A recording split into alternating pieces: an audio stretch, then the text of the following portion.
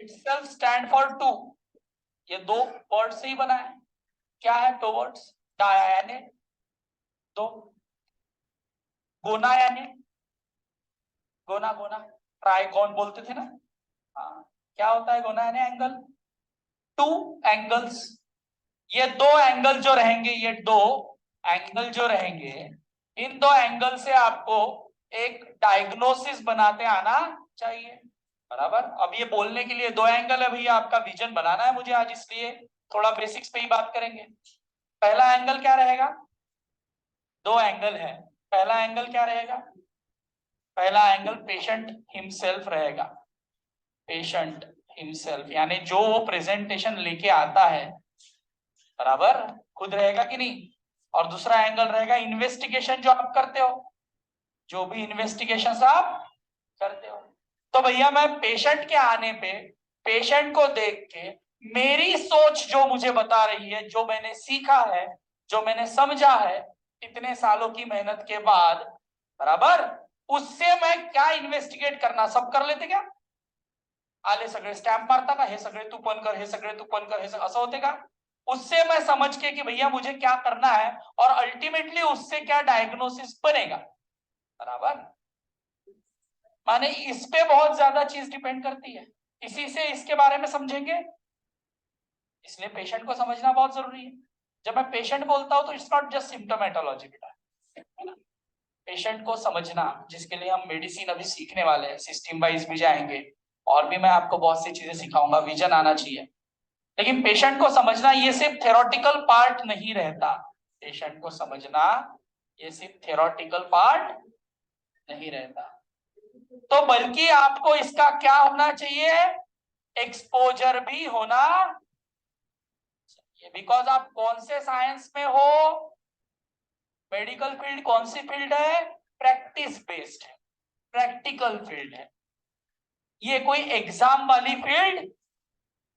इसके वजह से, और इसके वजह से आप एग्जाम में लिखो तो मतलब है, इससे तो कोई भी एग्जाम में लिखता है लेकिन डॉक्टर बन, क्योंकि ये जो लिखा वो भूल गया। अभी भी सेकंड ईयर के अभी पेपर दिए होंगे, दिए ना, सेकंड ईयर पास आउट करो ना, लेना। एक आधे सब्जेक्ट के बारे में पूछ लो तो अब तो पढ़ा था, लिख के भी आ गए, अब याद आएगा क्या? 2-3 महीने में ही लिख पाओगे क्या वैसे के वैसे अगर बोल दिया तो? नहीं लिख पाओगे। तो इसका मतलब अभी 2-3 महीने में हाल है, 6 महीने बाद तो और डाइल्यूट। नेक्स्ट ईयर तो सेकंड ईयर में क्या था उतना भी याद आना मुश्किल होगा। तो जो हाई स्कूल में पढ़े वो जूनियर कॉलेज में भूले, जो जूनियर कॉलेज में पढ़े वो सीनियर कॉलेज में भूले, और जो सीनियर कॉलेज में पढ़ेंगे वो पोस्ट ग्रेजुएशन में भूलते जाओगे। हाथ में सिर्फ क्या आएगी, डिग्री। और बाद में ऐसे हैट लगा के, काला कोट पहन के, सुरेश भट्ट सभागृह को रेंट पे लेके, अपने पैसे खर्च करके अपने ही मोमिया मिट्टू बनने का ये धंधे शुरू कर दोगे। सूडो गिरी करो, लेकिन तब करो जब बोल पाओ कि मैंने ये साल यूटिलाइज किए मेरे डेवलपमेंट के लिए, है ना। वरना अभी से सेकंड ईयर में प्लस साइन लगा के घूमने वाले बच्चे होते होते कि नहीं गाड़ी पे। किती लोक आहे रे, आहे का? असं तर आता थोडी सांगा। सुडोगिरी से बचने का, फालतूपना नहीं करने का, ठीक है। इससे इंसान का डेवलपमेंट ही रुकेगा, दूसरा कुछ नहीं होगा। तो भैया थेरोटिकल नॉलेज और एक्सपोजर ये दो चीजें इंपॉर्टेंट होती है। जब मैं थेरोटिकल नॉलेज की बात कर रहा हूं, तो देखो जब मैं आपको कोई भी नॉलेज दूंगा तो उसके पीछे बहुत से, मतलब आपको पैथोलॉजी, फिजियोलॉजी, ये बेसिक सब्जेक्ट्स होते हैं जो क्लियर चाहिए। तो अब ये देते समय मुझे, क्योंकि मेडिसिन पढ़ा रहा हूं तो मैं कंप्लीट इसमें जाने वाला नहीं हूं। मैंने जैसे बताया आपको, घर जाके उन चीजों के ऊपर खुद भी कुछ एफर्ट्स डालने चाहिए। Now it's up to you, डालोगे एक कदम आगे रहोगे, वरना सबके साथ चलोगे। लेकिन जो एक कदम आगे रहता है वो जिंदगी भर आगे ही रहता है, क्योंकि वो खुद सोच के कर रहा है ना, उसे खुद को लग रहा है मैंने पढ़ना चाहिए, करना चाहिए, ये सोच जिंदगी भर चलते रहती है, ठीक है। तो भैया ये दो चीजें होनी चाहिए। अगर मतलब पेशेंट की बात कर रहा हूं तो थेरोटिकल और प्रैक्टिकल एक्सपोजर, यानी आपको आज या कल जब भी वक्त मिले, जो कि मिलता है लेकिन हम सोचते कि नहीं मिलता, मिलता है, मिलता है, उस वक्त में कहीं ना कहीं जाकर आपको पेशेंट्स देखने चाहिए। जो हम सीख रहे हैं वो आंखों से भी देखना चाहिए, इसे विजन कहते हैं, वो बनाना पड़ेगा आपको। तो भैया दो एंगल से ही डायग्नोसिस किया जाता है। अब भैया मेरा सेल्फ इंटरप्रिटेशन जो मैं आपको बताता हूँ, फॉर एग्जाम्पल आप ये ट्रायंगल निकालते हो ना प्रोविजनल डायग्नोसिस के लिए, क्यों निकालते हो? मैंने तो दो एंगल बोला, प्रोविजनल डायग्नोसिस ट्रायंगल। चलो भैया इसके लिए सर ये तो एबर्वेशन हो गया ना, ऐसा ही रहे। तो मैं बोलूंगा एक है आपका पेशेंट, एक एंगल में पेशेंट, एक एंगल में डॉक्टर जो उदास है क्योंकि अभी उसे कुछ आ नहीं रहा ना, इसे अभी आपको स्माइलिंग करना है। या फिर एक एंगल में इन्वेस्टिगेशन डाल देते, इधर ऊपर डॉक्टर को डालते हैं, उदास वाला डॉक्टर को ऊपर डाल देंगे। ये हो गया आप, और यहाँ पे आपके आ गए इन्वेस्टिगेशन वाला पार्ट, बराबर। अब आपको डिसाइड करना होता है ये दो चीजों के बेस्ड पे कि क्या है वर्किंग डायग्नोसिस। तो अल्टीमेटली मुझे अब पता होना चाहिए बॉडी के हर सिस्टम के बारे में, मुझे अब पता होना चाहिए उस सिस्टम से रिलेटेड हर पैथोलॉजी के बारे में, मुझे पता होना चाहिए सिम्टोमेटोलॉजी के बारे में, मुझे पता होना चाहिए रिक्वायर्ड इन्वेस्टिगेशंस के बारे में। ये हो गया डेटा। डेटा जब कलेक्ट होता है तो उसके बाद एनालिसिस शुरू होता है। गूगल गूगल एनालाइज कर सकता है क्या? डेटा है, एनालाइज करता है क्या गूगल? अरे डेटा है ना। एलेक्सा गाना लाओ, एलेक्सा ने गाना लगा दिया, उसने एनालाइज किया क्या? तुमने जो बोला उसके पास जो डेटा है उसी में से उसने निकाल के आगे ला लिया। तो दैट इज आर्टिफिशियल इंटेलिजेंस ना। ह्यूमन इंटेलिजेंस को जो पावर मिला है वो यही है कि वो एनालाइज कर सकता है बेस्ड ऑन डेटा। तो अभी आपकी शुरुआत रहेगी पहले डेटा कलेक्शन की। मतलब आप पहले सीखोगे कि भैया क्या है पैथोलॉजीज, क्या है टर्मिनोलॉजीज, क्या है। जैसे हम लोग कॉन्वेंट में जाते हैं ना, हमारी शुरुआत होती है पहले तो बेसिक चीजों की, वो अब होगी। इसके साथ साथ जब जब आप क्लिनिकल व्यू जैसे आया उसे अप्लाई करना शुरू करोगे पेशेंट्स पे, वैसे वैसे आपको एक्सपीरियंस आएगा और आप ज्यादा उस पर सोच पाओ। तो एनालिसिस सिखाया वो प्रैक्टिस से आता है, डेटा दिया जा सकता, ठीक है। विजन मैं भले ही आयता दूं, लेकिन अगर आप उस चीज को प्रैक्टिस ना करो तो आप ट्रेन होने वाले। तो सबसे पहले चीज, रट्टा नहीं चलेगा, सीखो, ध्यान में लो, प्रैक्टिस करो, समझे। रट्टा नहीं चलेगा। थोड़ा अपनी पर्सनैलिटी को अभी थोड़ा अलग करना पड़ेगा क्योंकि हमें वहां पास होने के लिए रट्टा मारना ही पड़ता है, यहाँ थोड़ा अलग बनना पड़ेगा। अगर सिर्फ रट्टे वाली मेंटेलिटी बना के चल पड़े तो आखिर में वही सब नाटक चलेंगे, सुडोगिरी रहती है। जो लेवन नहीं पहचान पाता, 90% लोगों को पहचान में नहीं आता क्योंकि उनको मेडिकल फील्ड समझती ही नहीं है। तो वो सिर्फ वो पढ़े लिखे ग्रुप के लोग जो होते हैं उन्हीं को दिमाग में आती है चीजें, जिन्होंने अपनी यूजी के टाइम में अच्छे से मेहनत की है। तो आप अभी डिसाइडिंग लेवल पे रहने वाले लोग नहीं। आप डिसाइडिंग कब बनोगे? जब आप इंटर्नशिप तक पहुंचोगे। वो भी इसलिए नहीं कि आप इंटर्न बने, बल्कि इसलिए क्योंकि आपने अपने यूजी में जो करना था वो किया, समझे। तो इसलिए अभी टाइम पास या अभी जो भी लाइट मेंटेलिटी वाले लोग हैं उनको 6 महीने क्या 6 साल क्या और 10 साल क्या वो खुद का फायदा नहीं करवा लेते, फिर बाद में आपलं तेच याचे आजार त्याचे आजार, वाद भी मेरा, पित्त भी मेरा और कफ भी मेरा। हाँ मैं हरफन मौला हूँ, मेरे को सब आता, ये धंधे नहीं। वेल लिटरेट लोगों के अंदर एक्सपोज होना, उन लोगों से ज्यादा कम्युनिकेशन रखना, या ऐसे पेशेंट्स को अटेंड करना, या ऐसे कंसल्टेंट्स लोगों के बीच में जब आपके दो लोगों के साथ उठोगे बैठोगे ना तब डिफरेंस पता चलता है। तो वो पर्सनैलिटी यूजी में बनती है, और यूजी बहुत प्रीशियस टाइम है। 98% आयुर्वेद में क्यों इस तरीके से हो रहे हैं, रीजन है रट्टा सिस्टम, जिसे आपको करना नहीं है। याद रखना, रटना नहीं, रटना एग्जाम तक के लिए, निमोनिक्स ये वो सब चीजें वो एग्जाम तक के लिए रखना। यहाँ अंडरस्टैंडिंग पार्ट पे ध्यान दोगे। रीडिंग थोड़ी एक्सटेंसिव लगेगी आपको, मैंने बताया कि मैं जब पढ़ा रहा हूँ तो मुझे थोड़ा रिलीवेंट ही पढ़ाना पड़ेगा, ज्यादा मैं बहुत उसमें डीप नहीं जा पाऊंगा ना पैथोफिजियोलॉजी में। चल, तो यहाँ पर डायग्नोसिस जब मैं कर रहा हूँ किसी भी पेशेंट का, तो हिस्ट्री जो पेशेंट लेके आएगा, पेशेंट जो लेके आएगा वो क्या, हिस्ट्री, और जो एग्जामिनेशन में करूंगा, इन दो चीजों को ज्यादा इंपॉर्टेंस रहता है, बराबर। तो क्लिनिकल एग्जामिनेशन, क्लिनिकल हिस्ट्री वो वही बंदा समझ पाएगा जिसने, जैसे मैंने डेटा कहा ना, और जिसने ढंग से पढ़ाई की है, उसे पता है कि पैथोलॉजीज कौन कौन सी है, उसकी सिम्टोमेटोलॉजी क्या है, उसके प्रेजेंटेशंस क्या क्या हो सकते हैं, इन्वेस्टिगेशंस क्या करने हैं, ये सब जिसको पता है वो प्रॉपरली हिस्ट्री भी ले पाएगा, एग्जाम इन पे कर पाएगा और डायग्नोसिस भी पहुंच पाएगा। तो हम लोग जब सिस्टमिक यानी सिस्टम वाइज स्टडी की शुरुआत करते हैं तो सबसे इंपॉर्टेंट सिस्टम से हम शुरू करते हैं। सबसे वैसे तो इंपॉर्टेंट हर कुछ है, सबसे इंपॉर्टेंट बोले तो कौन सी सिस्टम होनी चाहिए? सबसे इंपॉर्टेंट, जिससे आप चल रहे हो, जिससे आप बैठे हो, जिससे आप मेरी तरफ देख पा रहे हो, उससे भी जरूरी, उससे भी जरूरी, जिसके बगैर इंसान को मरा घोषित कर दिया जाएगा, आखिरी होगी ना वो, तो वो नहीं तो कुछ नहीं ना, वही सबसे इंपॉर्टेंट होगी ना, जिस पे सब चलते हैं, जो सबको लेके चलती है, कौन सी? मेलेला माणूस केव्हा म्हणता तुम्ही? मेला आहे म्हणून? अरे कोई इंसान मरा है ये कब बोलते हैं? इतना तो पता होगा, त्याच्यासाठी काही पॅथोफिजिओन वाचा लागत ना, असं साधच विचारत आहो ना, कब मरा, कौन सी सिस्टम है? जब दिल धड़कना बंद करे। इससे तो आसान भाषा नहीं हो सकती ना, स्ट्रेट लाइन ना, ईसीजी पे डिक्लेयर करने के पहले वही एक होता है ना, सिर्फ ब्रेन डेड हो गया तो डेड बोलते हो क्या? नहीं, डिक्लेयर ही नहीं कर सकते, है ना, भले ही कोमा में पड़ा रहेगा। करते हो क्या डिक्लेयर? नहीं करते हो। तो भैया सबसे इंपॉर्टेंट कौन सी है? और इंपॉर्टेंस इसे समझो कि भैया वो सबको परफ्यूजन देती है, अगर वो ना दे तो, वो परफ्यूजन ना दे तो क्या ऑर्गन काम कर पाएंगे? कोई ऑर्गन काम नहीं कर पाएगा। तो ब्रेन डेड भी हो गया तो भी हम डेड बोलने वाले नहीं।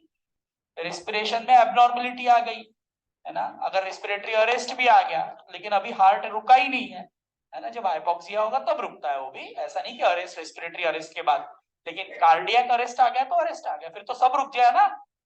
तो भैया सबसे इंपॉर्टेंट सिस्टम कौन है? CVS, cardiovascular system. इसको डिटेल में समझना जरूरी है। उसके बाद नेक्स्ट देखेंगे रेस्पिरेटरी, नर्वस, ऐसे वन बाय वन देखेंगे, क्योंकि कार्डियोवास्कुलर सिस्टम की जब हम बात करते हैं तो कंपोनेंट क्या है ये आपको पता है, क्या क्या कंपोनेंट है कार्डियोवास्कुलर सिस्टम में? सीबीएस के कंपोनेंट क्या क्या है? दो कंपोनेंट्स है ना सीबीएस के, कौन कौन से दो कंपोनेंट है? दो ही कंपोनेंट से बनी है, कौन सी? कार्डियो वास्कुलर यानी हार्ट इटसेल्फ और ब्लड वेसल, बराबर। और इन दो कंपोनेंट का अल्टीमेट काम क्या है, क्यों बनी है भैया? हाँ, सर्कुलेशन। सर्कुलेशन बोले तो हर ऑर्गन को परफ्यूज करना, बराबर, सिंपल लैंग्वेज में बात कर रहे हैं, हर ऑर्गन को परफ्यूज करना। अब ये परफ्यूजन हर ऑर्गन का हो रहा है, तो उस परफ्यूजन होने के लिए ये दोनों नॉर्मल चाहिए ना, इन दोनों में कोई एबनॉर्मलिटी नहीं चाहिए। हार्ट से जो निकलेगा जिसे मैं क्या कहता हूं, कार्डियक आउटपुट, और ब्लड वेसल्स जो होती है, दीज आर लाइक पाइप्स ना। आपके घर में मोटर लगती है पानी चढ़ाने के लिए, टंकी में पानी चढ़ रहा है, पानी चढ़ाने के लिए दो चीजों की जरूरत है, एक मोटर की और दूसरे पाइप की, मोटर की और पाइप की। मोटर का हॉर्स पावर जितना अच्छा रहेगा उतना पानी चढ़ेगा, और पाइप जितना ज्यादा मोटा रहेगा उतना बिना रेजिस्टेंस के पानी चढ़ेगा, बराबर। मतलब के पाइप इटसेल्फ एंड मोटर, ये दोनों परफ्यूजन डिसाइड कर रही है। वैसे ही मेरा हार्ट जिससे कार्डियक आउटपुट निकल रहा है वो, और ब्लड वेसल्स यानी वेसल्स का जो डायमीटर है, वेसल्स का जो डायमीटर है, डायमीटर जितना छोटा होगा रेजिस्टेंस उतना ज्यादा होगा, डायमीटर जितना ज्यादा रेजिस्टेंस उतना कम रहेगा। इन दोनों से यानी टीपीआर इंटू कार्डियक आउटपुट, इन दोनों से आपके ऑर्गन क्या होंगे? परफ्यूज होंगे। क्या होंगे? परफ्यूज होंगे। और ये परफ्यूजन के लिए जो प्रेशर जनरेट हो रहा है, ऑर्गन्स के परफ्यूजन के लिए जो प्रेशर जनरेट हो रहा है because of cardiac output and TPR, that you called what? Mean arterial pressure. क्या नाम यूज करते हो? Mean arterial pressure. तो when I say mean arterial average pressure, that should always be in the arteries na, to perfuse the organ, है ना, so that my organ should not be what under perfused at any instance, किसी भी time पे मेरे organ को under perfusion होना। तो ये दो ही चीजें इंपॉर्ट करेगी, मुझे इनका पूरा मैकेनिज्म समझना पड़ेगा, तभी मुझे परफ्यूजन कैसे होता है, मैप कैसे जनरेट होता है, ये समझ में आएगा।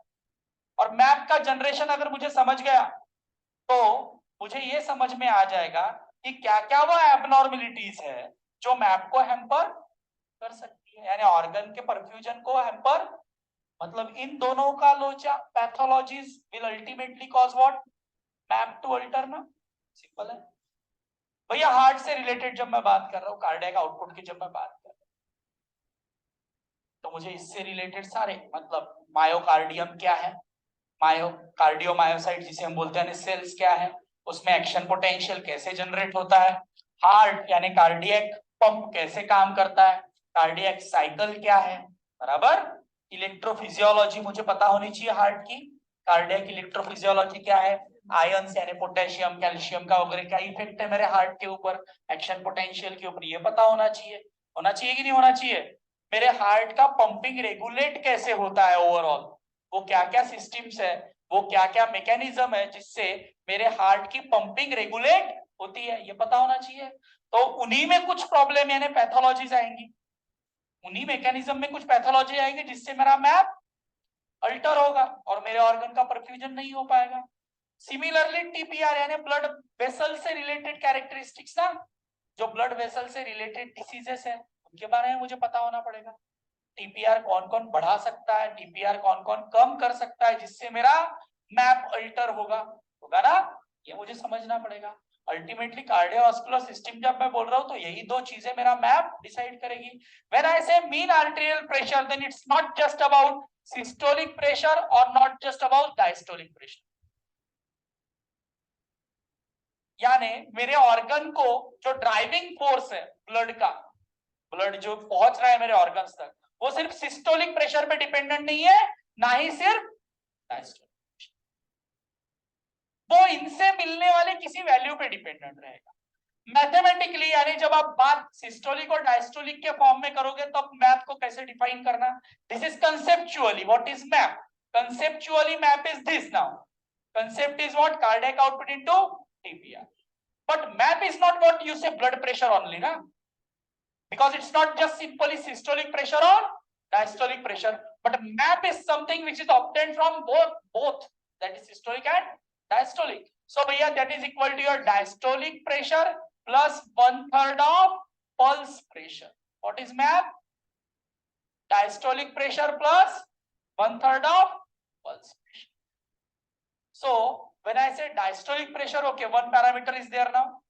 But when I say pulse pressure, you all know what is pulse pressure. Pulse pressure, pulse pressure. अकरा भी झाली है, बोला systolic minus diastolic, बराबर. So is it only dependent on systolic? No. Only dependent on diastolic? No.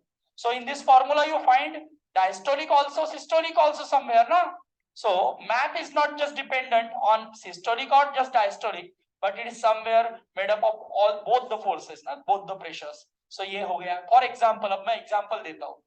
और generation कैसे होता है, तो concept is this: generation of map and what is exactly map.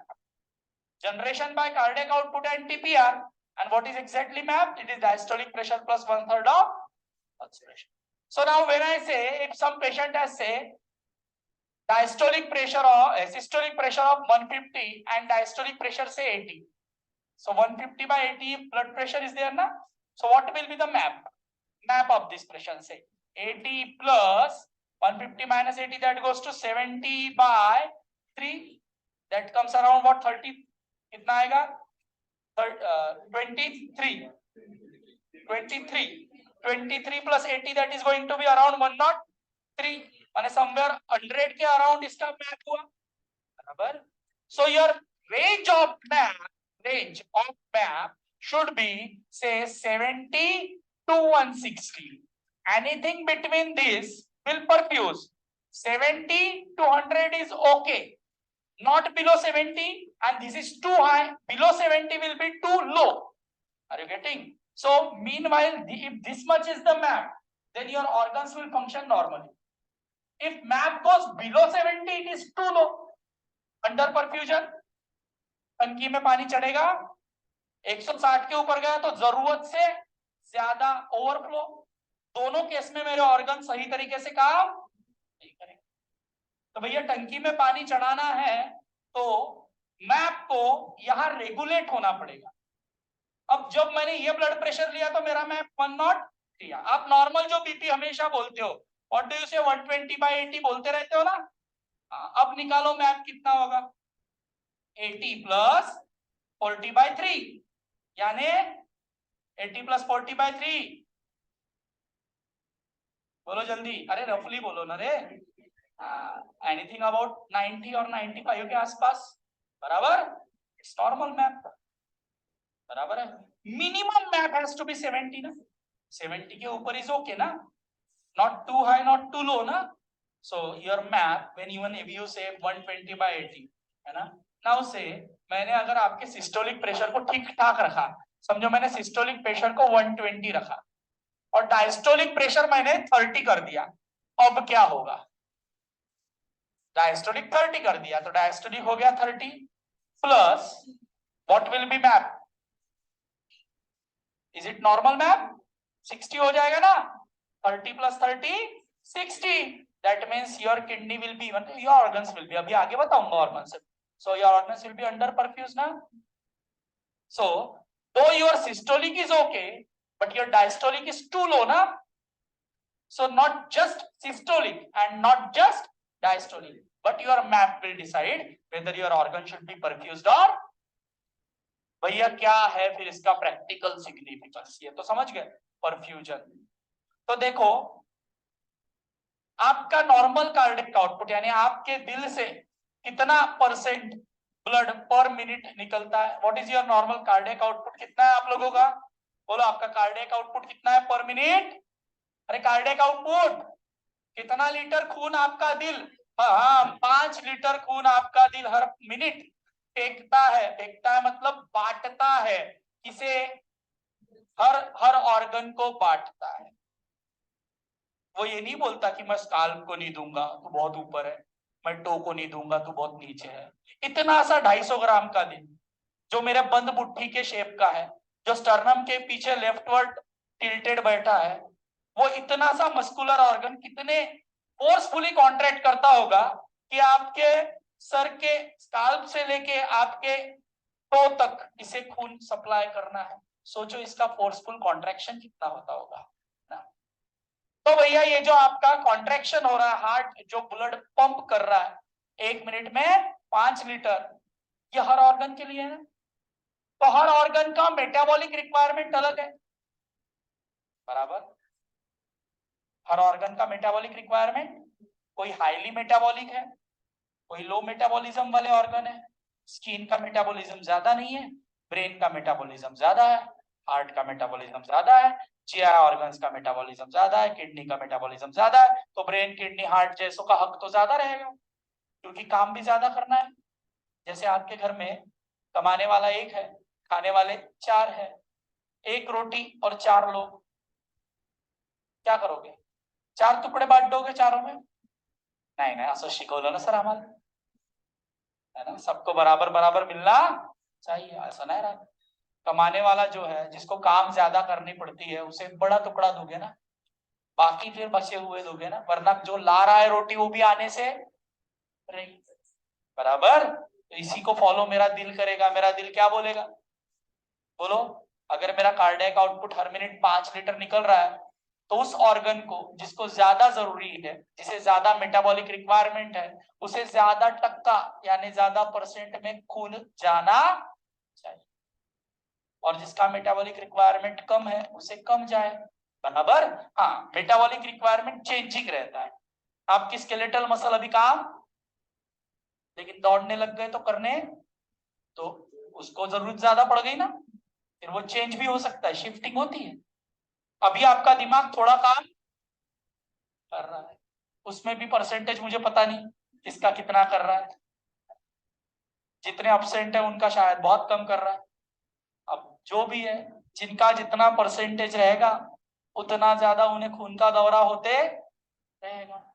तो भैया रेस्ट में की बात करते हैं, रेस्ट में, एट रेस्ट आपके ब्रेन को, चलो मैं यहाँ ड्रॉ करते जाऊंगा हर चीज से, आपके ब्रेन को कितना टक्का खून चाहिए, 15%।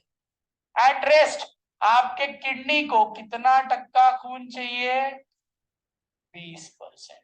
एट रेस्ट आपके जीआई ऑर्गन्स को, जीआई ऑर्गन्स में सब आ गया, ये इंटेस्टाइन्स वगैरह सब आ गया एट रेस्ट आपके जीआई ऑर्गन्स को, है ना। इसमें लीवर वगैरह सब डाल देते हैं।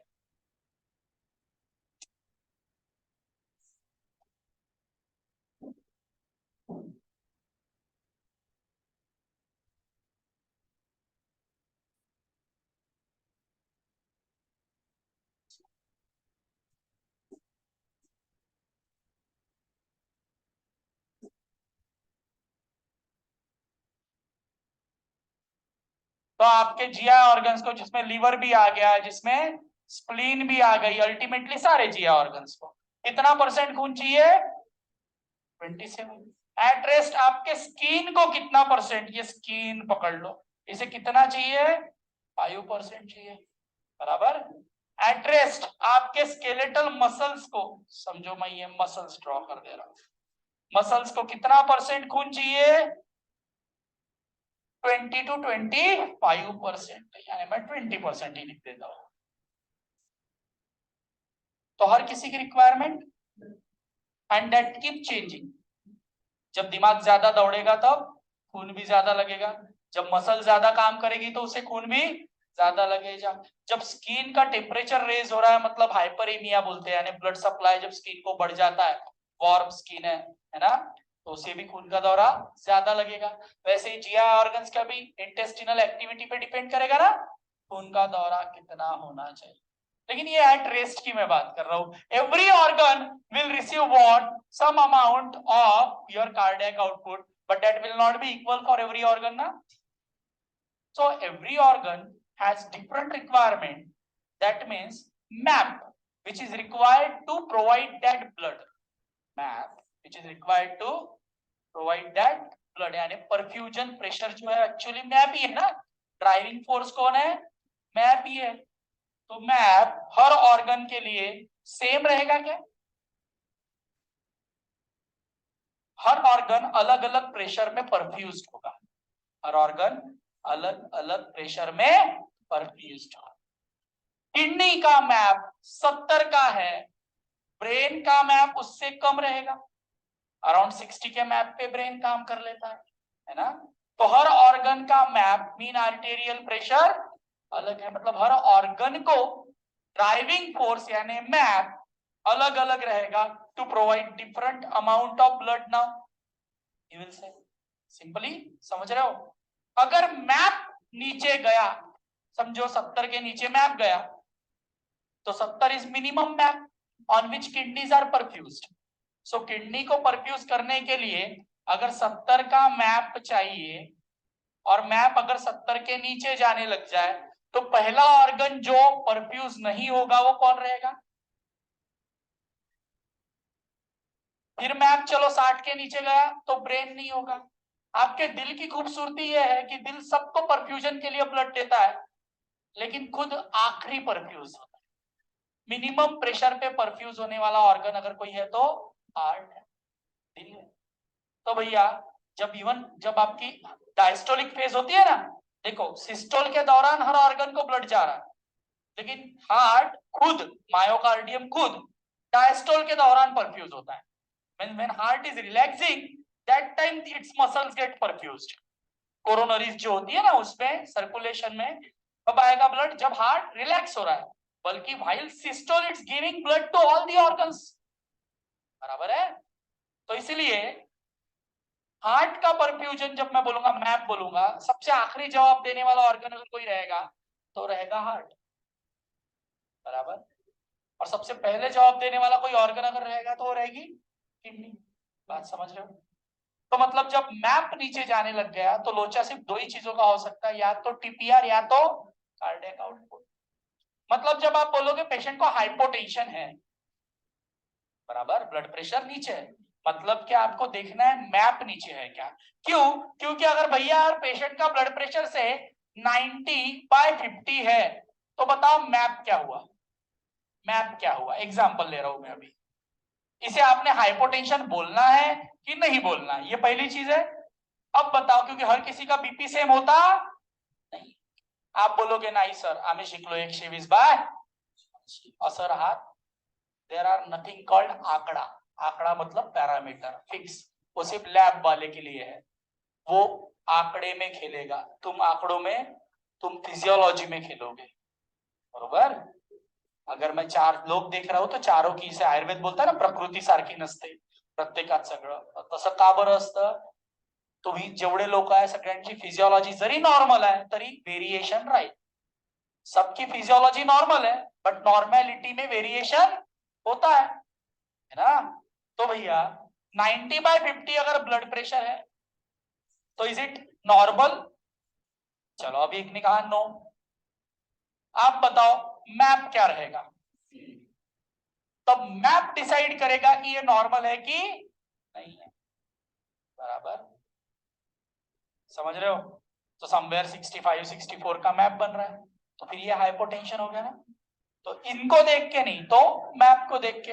अब अगर किसी पेशेंट का समझो 90/70 ब्लड प्रेशर है, अब बताओ मैप क्या रहेगा, 70 प्लस, बोलो 70 के ऊपर ही जाएगा ना। अब मैं बोलता हूं चलो 90/60 है, अब बताओ क्या रहेगा, अगेन मैप इज गुड ना। तो खाली एक 10 के डायस्टोलिक ने, 10 के देखो 10 के डायस्टोलिक ने ही फर्क ला लिया ना, देख रहे हो, तो सोचते आना चाहिए ना। It's not about 90/50, it's about map, because map is going down, that's why I am saying ना, बराबर। तो इसलिए भैया मैप पे सोचेंगे।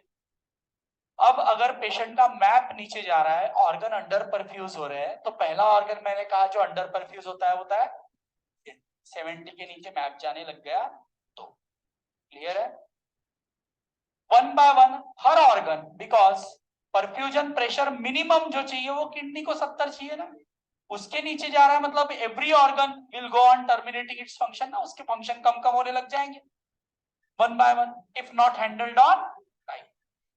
तो आप जब भी पेशेंट आएगा तो सिर्फ हाइपोटेंशन आंकड़ों से हाइपोटेंशन बोलने का नहीं, for someone 90/60 can be normal, are you getting. तो ये समझना पड़ेगा, उसका बेसलाइन ही ब्लड प्रेशर वो होगा, तो समझे। इसमें भी कुछ फिजियोलॉजी इन्वॉल्व रहेगी, वो आगे मैं बताऊंगा। जैसे मैंने कहा नॉर्मल्स में वेरिएशन होते हैं, एबनॉर्मल्स में भी वेरिएशन, तो अभी तो हम नॉर्मल की बात कर रहे हैं। हाइपरटेंसिव अगर कोई क्रोनिक बंदा है जिसका बीपी हमेशा बढ़ा रहता था, उसके लिए ये मैप भी हाइपोपरफ्यूजन कर लेगा। उसका अगर 90/60 है तो आप बोलोगे नहीं सर 70 चावर मैप है, नो, उसका मैप इज ऑलवेज से 100 के ऊपर रहा है आज के पहले, तो उसके लिए ये लागू नहीं होता, जो आज आप सीख रहे हो वो उसके लिए लागू, उसकी फिजियोलॉजी आपसे अलग है, उसके ब्लड वेसल का टेक्सचर, उसके ब्लड वेसल की स्ट्रेंथ आपसे अलग है, उसके हार्ट की कॉन्ट्रैक्टिबिलिटी आपके हार्ट से अलग है, सालों से जो उसके ऑर्गन्स इंड्योर कर रहे हैं उनमें अक्लामेटाइजेशन, आपने अगर थोड़ा पैथोलॉजी पढ़ा होता तो हाइपरट्रॉफी, हाइपरप्लेशिया ऐसे टर्म्स रहते हैं ना, एट्रोफी यानी क्या होता है, क्या कहते हैं उसे, बोलो क्या वर्ड यूज करते हैं हम, बॉडी में जो चेंजेस आते हैं, हाँ क्या कहते हैं, एडॉप्टेशंस, डिफरेंट एडॉप्टेशंस होते हैं कि नहीं, और वो एडॉप्टेशन कोई एक दिन का खेल रहता, तो एबनॉर्मलिटीज में भी एबनॉर्मलिटीज को समझना पड़ता है ना, आंकड़ों वाला खेल रहता नहीं है। इट्स लाइक कि हमेशा बताता हूँ एग्जांपल कि भैया आपके ओपीडी में अमिताभ बच्चन इनरनाइजर आ गया, तो आप क्या बोलोगे, उसकी हाइट एबनॉर्मल है, बोलोगे अरे हाँ ना 6 फुटाच्या वरचे कुठं पाहिले आम्ही, रोज पाहत नाही, जो हजारों के अलग हो तो एबनॉर्मल हो गया ना आपके लिए, लेकिन वो भी तो नॉर्मल ही है, उसे ट्रीट करना है क्या, उसकी हाइट कम करनी है क्या, नहीं करना है ना। तो हर सेम तो नहीं रहेगी हर किसी के लिए हर चीज, तो आपने ऐसा उसे ट्रीट करने के लिए उसके पैर काट दिए, उसे छोटा कर दिया, नाही नाही ट्रीट केला आता तो माझ्यासारखा दिसून राहिला झाला नॉर्मल, ऐसा तो होता नहीं है। चलो एक दिन वो आया ठीक है, दूसरे दिन जया बहादुरी आ गई, फिर क्या करोगे, वो भी एबनॉर्मल, काऊन 4 फुटाच्या कुठं दिसते, तू भी हजारों में लग रही है, मतलब तू भी क्या करोगे? त्याचे पाय तिले लावून द्या, बरोबर, झालं, केलं ट्रीट। ऐसे करने वाले हो क्या? ऐसे नहीं होता, आंकड़ों का खेल आपके लिए नहीं रहेगा, इसलिए human intelligence, medical field human intelligence, not data, समझे ना? चलो, तो भैया आपने मैप का कंसेप्ट समझना पहले जरूरी था। अब इस मैप को जनरेट करने वाले आपने देखा दो ही चीजें, एक तो आपका दिल और दूसरा ब्लड वेसल्स। तो मुझे दिल के बारे में हर चीज पहले पता होनी, फिर उसकी पैथोलॉजीज मुझे पता होनी चाहिए, फिर उसके सिम्टोमेटोलॉजी मुझे पता होनी चाहिए, वैसे ही ब्लड वेसल्स के बारे में मुझे पता होना चाहिए, बराबर। Unless and until I know ये दो चीजें सही है कि नहीं है, इनसे रिलेटेड कुछ है कि नहीं है, मैं सोच ही नहीं पाऊंगा आने वाले पेशेंट के हाइपोटेंशन पे, बराबर। सोच पाओगे क्या? तो इनसे रिलेटेड जो भी पैथोलॉजीज है वो आपको इसमें सीखनी है। तो जब हम हार्ट से शुरुआत करते हैं, अब ये मैप का कंसेप्ट हुआ, और मैप को रेगुलेट करने वाले कई फोर्सेस है, माने हार्ट को रेगुलेट करने वाले और ब्लड वेसल्स को रेगुलेट करने वाले। तो वन बाय वन हम सबके ऊपर बात करेंगे। तो सबसे पहले हार्ट का रेगुलेशन, यानी हार्ट की एक्टिविटी रेगुलेशन, उसके पहले हम देखते हैं कि ये मायोकार्डियम क्या है। आपको पता है मायोकार्डियम, उसके सेल्स यानी कार्डियोमायोसाइट्स सेल्स हार्ट के। और ये आपने शायद 11 12 में कुछ पढ़ा हुआ है, एक्शन पोटेंशियल नाम की चीज कुछ याद आ रही होगी। चैनल्स थे, आयन चैनल सुनते थे कि नहीं? हाँ, sodium ion channel, potassium ion channel, ये सब पढ़ा हुआ है ना। तो ये एक्शन पोटेंशियल यानी, अब मैं इस बैच से एक थोड़ा ट्रेंड शुरू करूंगा, मैं आपको कुछ होमवर्क बताया करूंगा, पता चला कि इससे आधे और कल से कुठं आयुर्वेद वाल्याला होमवर्क सांगता सर, इझी गो लकी सामोर पंचकर्मच करायचा, नाही पंचकर्म तर मग वातपित्त कफ, कारण त्याच्यामध्ये असा अल्टरनेटिव्हच नाही ना। बाद में तो बोलना ही है कि भैया मैं नहीं तो मैंने जानबूझ के काही नाही, यूजी पर्यंत टाइमपास झाला राहते, पहिले यूजीत चांगले बना, आपोआपच गोष्टी तुम्ही डिसाईड करू शकाल मला काय करायचं आहे, मला काय करायचं आहे हे डिसाइड कौन करते हैं? जो पढ़ा लिखा होता है। बाद में जिद पे कौन आता है? जिद पे आया हुआ कौन रहता है? जिसको एक ही डायरेक्शन मिली वो उसी पे जिद पे रहेगा, उसने कभी सोचा ही नहीं दूसरे डायरेक्शन के ऊपर। तो अभी आप स्टूडेंट हो, you have to be neutral ना। स्टूडेंट का धर्म एक ही होता है, पढ़ाई। उसका धर्म ये नहीं होता है कि मार्केटिंग करे, है ना, फालतूच्या प्रोपोगंडात येणं, क्योंकि अभी आप मिट्टी के वो मटके हो, जिसको जैसे जो ढाल देगा आप ढल जाओगे। तो बेटर आप ढलने से अच्छा पढ़ना शुरू रखो। आपका काम है कि हर सब्जेक्ट को मैं ढंग से करूं, मैं खुद के डेवलपमेंट के लिए काम करूं, आखिर में डिसाइड करते बैठो क्या करना है लाइफ, है ना। तो पहली चीज जो आपको समझनी है अभी, कार्डियोमायोसाइट्स और उनका फंक्शन। तो भैया पहले तो एक्शन पोटेंशियल थोड़ा बहुत याद आ रहा होगा, तो मैं इन शॉर्ट, क्योंकि मैंने बताया फिजियोलॉजी में ज्यादा जाते गया तो रह गया मेडिसिन बाजू में, तो मैं इन शॉर्ट बताऊंगा जिसे आपको पढ़ के आना है, मैं क्वेश्चन किया तो आपको आने चाहिए। तो आपका कार्डियोमायोसाइट बोले तो आपका हार्ट का सेल जो सिलेंड्रिकल शेप का है, यहां से मैंने इसे कट करके दिखाया है ना क्रॉस सेक्शन में, सिलेंड्रिकल शेप वाला सेल होता है, बराबर। इसके बीच में न्यूक्लियस, बीच में न्यूक्लियस, और आजू बाजू यहाँ पे bundle of muscle filament, myofibrils बोलते हो ना, क्या बोलते हो, ऐसे पैरेलली रन करते रहते हैं, क्या ही है? मायोफाइब्रिल्स, या जिसे हम क्या कहते हैं, मसल फिलामेंट। अब इसमें से दिखते नहीं है, मैं दिखा रहा हूं, क्योंकि यहाँ मेम्ब्रेन रहेगी ना, ट्रांसपेरेंट नहीं रहेगा ना, यहाँ मैं दिखा इसलिए रहा हूं ताकि अंदर क्या है समझ में आए। सो दे आर रनिंग, आप क्रॉस सेक्शन में खाली ये देख पाओगे इस तरीके से। So they are what, concentric bundles of filament, and there are two muscle filament, you all know. One is muscle filament, दो ही है, एक्टिन और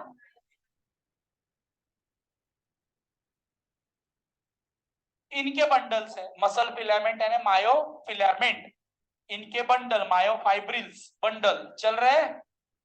इन बंडल्स को सराउंड करने वाला होता है, जैसे आपके बॉडी में एंडोप्लाज्मिक रेटिकुलम होता है ना, आपके ब्लड सेल्स के अंदर होता है ना एंडोप्लाज्मिक, उसी को एनालॉगस यहां पर हम कहते हैं sarcoplasmic reticulum, which is running parallel like this. माने उस सार्कोप्लाज्मिक रेटिकुलम के अंदर ही ये मायोफिलामेंट के बंडल्स है, is running like this na throughout the length, हाँ, though I am drawing half of the length, but it is throughout the length, हाँ, तो इस तरीके से वो रन कर रहा है पैरेलली, बराबर. So this is what your sarcoplasmic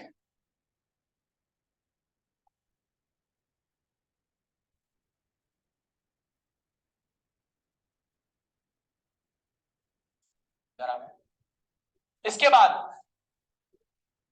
ये जो मेम्ब्रेन है किसकी, मायो कार्डियोमायोसाइट या मसल्स या मायोकार्डियम के जो सेल्स है ना उसकी, उसे कहते हैं सार्को, बोलो पता है, बोल जल्दी जल्दी, सार्कोलिम्मा. ये सब पढ़ा हुआ है आपने, कब पढ़ा है, हाँ 11th, जो मैंने कहा था हाई स्कूल के बाद जूनियर कॉलेज बोलोगे, जूनियर कॉलेज के बाद. सो ये कोई एजुकेशन नहीं कहलाती, ये कागज कहलाते हैं, और बाद में फिर आप सुडो बनते हो, और इंडिया में सुडोगिरी चल जाती है क्योंकि इंडिया में स्ट्रिक्ट लॉज नहीं है. दूसरी चीज, इंडिया में 90% पब्लिक गुन्नी है. गुन्नी का मतलब मालूम है, गुन्ना बोलते हैं ना समझ, मेडिकल फील्डचं काही माहीत नाही, कोरोनाच्या नावावर माती पी दिली तर खात होते, इतनी नासमझ है ना पब्लिक, तो वो तो अलग बात है. तो आपको ऐसे लोगों पे राज करना है कि आपको पहले पढ़ा लिखा बनना है और बाद में अक्ल से काम करना है, वो आपको सोचना है. फक्त डिग्री घेऊन फसवेगिरी करता येते, एवढाच फरक राहील तुमच्यात आणि त्या लुंगीवाल्यामध्ये. इतना फरक रहेगा, इतना ही कि आप डिग्री होल्डर रहेंगे, वो डिग्री होल्डर नहीं रहेगा, है ना. तो इसका मतलब आपको अकल रहनी चाहिए ना, लेकिन पढ़े लिखों में जाना है ना. तो सार्को, इसके बाद जो कार्डियोमायोसाइट्स है इनके बीच में, जैसे मैं अगर यहाँ दूसरा कार्डियोमायोसाइट ड्रॉ कर रहा हूं, इनके बीच में इलेक्ट्रिकल जंक्शन होता है. They are electrically connected with each other ना, and this junction is called as, पता है बोलो क्या कहते हो, टैप जंक्शन बोलते हो ना. इलेक्ट्रिकल कनेक्शन है वो, क्यों कैसे इलेक्ट्रिकल है वो सब बताऊंगा, क्योंकि एक्शन पोटेंशियल सीखने की है, अभी जाएंगे, बराबर. अब भैया ये तो ठीक है ओरिजिनल कार्डियोमायोसाइट, इसको जब मैं अंदर देखूंगा कट करके ऐसे लॉन्जिट्यूडिनल सेक्शन बोलो, या इसको हम लोग बोलेंगे कोरोनल सेक्शन, इस तरीके से कट करते आधे आधा इधर कर दिया और अंदर देखने को गए, तो अंदर आपको दिखने वाला है, देखो अंदर पहले तो सार्कोलिम्मा दिखेगा, ये सार्कोलिम्मा समझो. और देखो यहाँ पर क्या होता है, ये सार्कोलिम्मा में डीप इन्वेजिनेशंस होते हैं, इस तरीके के deep invagination finger like projections होते हैं सार्कोलिम्मा में, फिंगर लाइक प्रोजेक्शंस होते हैं, and they are called as T tubules. क्या कहते हैं इन्हें, टी ट्यूब्यूल्स. तो भैया ये सार्कोलिम्मा और ये हो गए टी ट्यूब्यूल्स. अब मैं आधा काट के दिखा रहा हूं ना, कोरोनल सेक्शन में ऐसे काटा, आधा अंदर क्या है, अब अंदर का सब दिखेगा ना. ये तो मैंने ऐसे ही ड्रॉ किया, एक्चुअली अंदर से नहीं, ये क्रॉस सेक्शन में दिखेगा ऐसे. These are running parallelly, but sarcolemma intact है ना, दिखने से रहा ना अंदर क्या है. अब यहाँ मैं बीच में से काट के दिखा रहा हूं तो सब दिखना है. तो क्या दिखना है भैया, तो पहले तो दिखेगा आपको सार्कोप्लाज्मिक रेटिकुलम दिखेगा ना ऐसे,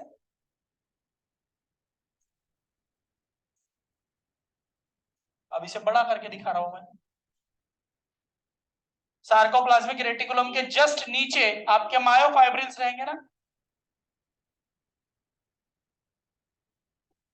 सो मायोफाइब्रिल्स यानी एक्टिन और मायोसिन. अब इसमें मैं कलर चेंज कर देता हूं, एक्टिन को रेड कर देते हैं, मायोसिन को व्हाइट कर देते हैं, है ना. तो एक्टिन मायोसिन इस तरीके से अल्टरनेटली अरेंज रहते हैं कि नहीं, बराबर. अब यहाँ एक ही मायोफाइब्रिल दिखा रहा हूं मैं, मसल फिलामेंट ऐसे अरेंज रहेंगे, ऊपर सार्कोप्लाज्मिक रेटिकुलम उसे कवर कर रहा है. अब इस सार्कोप्लाज्मिक रेटिकुलम के अंदर रहते हैं कैल्शियम भरे हुए, क्या भरे रहते हैं, it is store house of calcium. का स्टोर हाउस कौन है, sarcoplasmic reticulum, store house of calcium बोलते हैं, बराबर. और यहां पर होते हैं कैल्शियम चैनल्स, कैल्शियम चैनल्स. और ये कैल्शियम चैनल्स देखो दो जगह पर, आपको दो तरीके के कैल्शियम चैनल्स आपको पता होने चाहिए. एक कैल्शियम चैनल होता है आपके, एक कैल्शियम चैनल होता है आपके सार्कोलिम्मा में, जो इन्वेजिनेशन है ना उसी में, यानी टी ट्यूब्यूल में सार्कोलिम्मा में ही होता है, लेकिन ऑन इन्वेजिनेशन पार्ट ना, near to your sarcoplasmic reticulum, है ना। एंड सेकंड होता है on sarcoplasmic reticulum itself.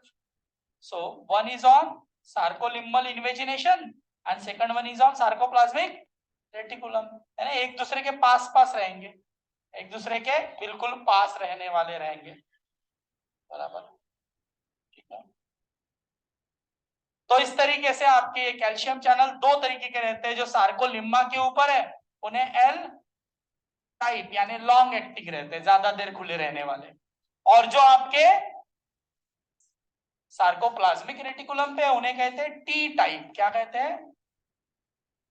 T type of calcium channel. So there are two types of calcium channel. One is L type and one is T type. अब ये तो है calcium channel. अब action potential समझने के लिए मुझे बाकी भी चैनल्स पता होने चाहिए, जो यूजुअली हर एक्साइटेबल टिश्यू में रहते हैं. When I say excitable tissue, it is muscles, skeletal muscles. When I say excitable, मेरे neurons can be excited, है ना. So जो भी excitable tissues है, including heart muscle, skeletal muscle, my neurons, where electric impulse, that is what action potential can travel or can generate, है ना. There has to be all kind of ion channels. Here I told you calcium channel because they are going to play major role in cardiac action potential. In cardiac action potential, क्योंकि मैंने कहा था इतना सा दिल जो आपके sir से लेके आपके पांव तक खून का दौरा बना के रखता है, उसे बहुत फोर्सफुल कॉन्ट्रैक्शन करना है तो कैल्शियम चैनल्स होने, वो इनका रोल आपको समझना है ना. तो कल आपका जो होमवर्क है वो ये रहेगा. अब जैसे यहाँ मैं डब्बा ड्रॉ कर रहा हूं, ये समझो ये कार्डियोमायोसाइट है, एक्चुअली इट इज सिलेंड्रिकल. इसमें कौन कौन से चैनल्स होते हैं और उनका काम क्या रहता है एक्शन पोटेंशियल में, आपने 11th में भी पढ़ा हुआ है. इतना होमवर्क करके कल आपको आना है. चलो, this is all for today.